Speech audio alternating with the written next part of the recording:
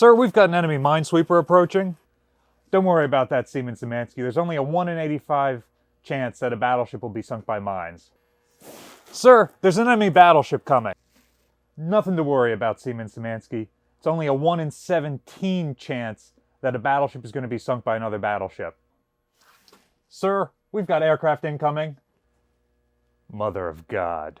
Hi, I'm Ryan Szymanski, radar operator for Battleship New Jersey Museum and Memorial.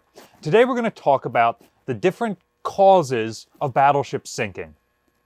There were 170 battleships built from HMS Dreadnought on that are of the Dreadnought type. Of those 170, 48 are sunk in combat while they're being used as battleships. So, for example, ships like USS Utah, which was not being used as a battleship at the time that she was sunk, I do not count. Ships like every German battleship from World War I that scuttles itself in Scapa Flow is not being sunk in combat, so I'm not counting them. So we're specifically looking at the ships that were built as battleships or battlecruisers, being used as such, and are actually sunk due to enemy action. Also on this list, you've got ships like Yamato. She's sunk by a combination of aerial bombs and torpedoes. Well, while the bombs do a lot of damage, it's the torpedoes that sink that ship. Likewise, the German battlecruiser Lutzow, she is sunk by torpedoes fired by friendly destroyers that are scuttling her, because she was already sinking from the shell fire of British ships. Likewise, Bismarck, destroyed by enemy shell fire, possibly sped up by a British torpedo, possibly sped up by sculling from her own crew. She was sunk by enemy shell fire. So, with that out of the way, what numbers of these battleships are actually sunk by these causes? The least likely thing to sink your battleship, of the various things that do sink battleships, is running aground. Only 2 of the 170 Dreadnought-type battleships sink because they are wrecked by running aground. España and France. Do not take your battleship into the Bay of Biscay. It doesn't go well. The next least likely thing to sink your battleship is a mine. Only 3 Dreadnought-type battleships are sunk by striking mines, none of them after World War I. The threat of underwater explosions was certainly not appreciated fully at the beginning of the battleship era, and so you see a tremendous number of pre-Dreadnought battleships and even early Dreadnoughts with insufficient underwater protection being sunk by mines. However, it's relatively unlikely to hit more than 1 or 2 mines in a minefield before you come to a stop, get pulled out backwards, and get repaired. And battleships are designed to take multiple underwater explosions. So, while mines continue to threaten battleships, and the operational use of battleships continues to be dictated by enemy minefields, mines are not a common cause of sinking battleships, more just mission killing them. Interestingly, you're more likely to be sunk in your battleship in port than underway. 28 of the 48 battleships sunk were sunk in port, while 20 were sunk underway, a little bit less than half. To find out what weapon systems are sinking these battleships, stick around until after this word from our sponsors. The strain of command often cost battleship admirals a lot of weight. Admiral William F. Halsey on New Jersey famously lost close to 100 pounds, dropping from about 240 pounds to just 150 pounds by the end of World War II. Part of this, because of how active the ship was in her combat operations, Admiral Halsey wasn't able to get food all the time. So that's why things like magic spoons are great for being able to eat on the go when you're busy, like Admiral of the Fleet or a museum ship curator trying to get their ship ready for dry dock. Magic Spoon's new treats are the perfect high-protein snack for on the go. It's the same magic you know and love, but in a convenient, travel-friendly package. The treats come in 2 delicious flavors, marshmallow and chocolatey peanut butter. They're just like the chewy, sweet, nostalgic treats you remember as a kid, but all grown up.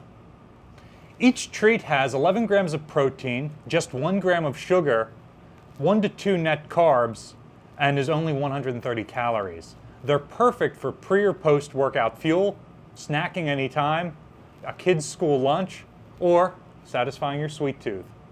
Click the link below to try Magic Spoon's new treats today, and be sure to check out both delicious, protein-packed flavors, marshmallow and chocolatey peanut butter. My favorite is the peanut butter. Whether you like sticking to the classics or trying something new, there's a flavor you'll love. And just like with their cereal, Magic Spoon is so confident in their product, it's backed with a 100% happiness guarantee. So if you don't like it for any reason, they'll refund your money, no questions asked. Click the link below or scan the QR code on the screen and use the code BATTLESHIP for $5 off, or go to magicspoon.com/battleship to save $5 off your order today. And don't forget to add the marshmallow and chocolatey peanut butter treats to your order. Also, for my Canadian and British fans, Magic Spoon also ships to Canada and the United Kingdom. The next most likely thing to sink your battleship?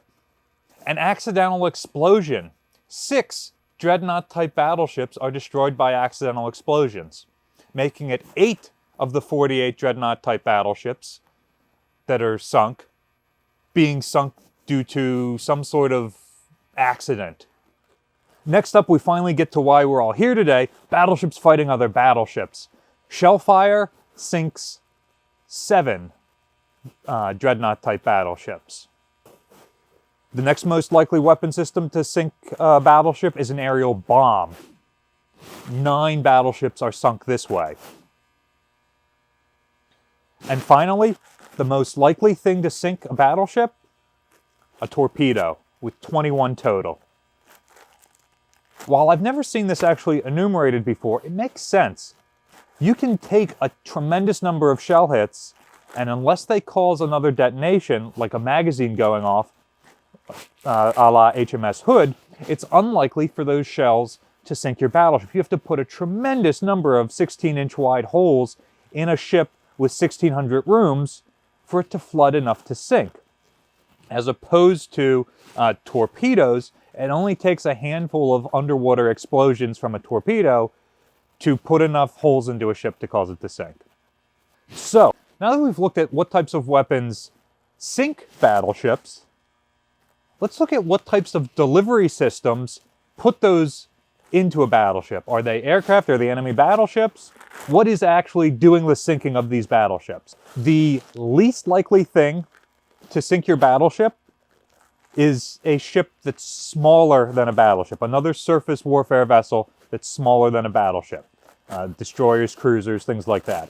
Only 2 of the 48 lost Dreadnought-type battleships and battlecruisers are sunk by smaller ships. Next, we've got a tie.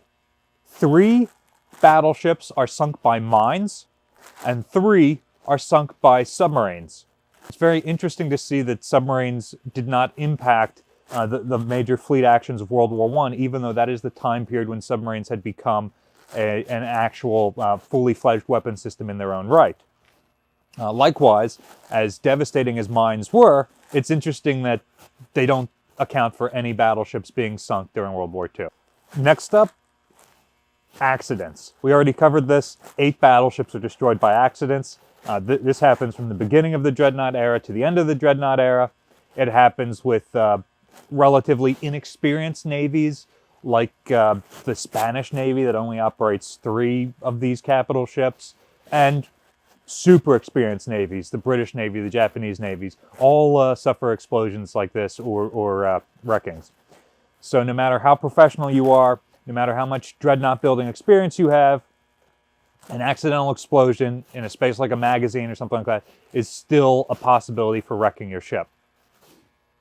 Next most likely cause is a surface attack. 13 battleships are destroyed by other surface ships. So that's about 1/4 of the total battleships sunk are sunk in engagements with other surface ships. Remember, 2 of those are smaller, 11 are sunk by other battleships. So you've got basically a 1 in 4 chance, if you're on a battleship that was sunk that your battleship was being sunk by another surface ship.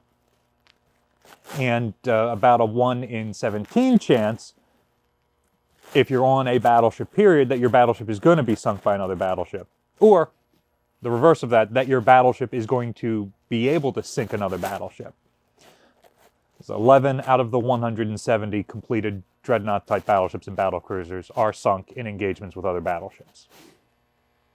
And then finally, to the surprise of no one, the most likely cause of sinking a battleship is an aircraft, which is especially interesting because aircraft are not sinking any battleships prior to the year 1940.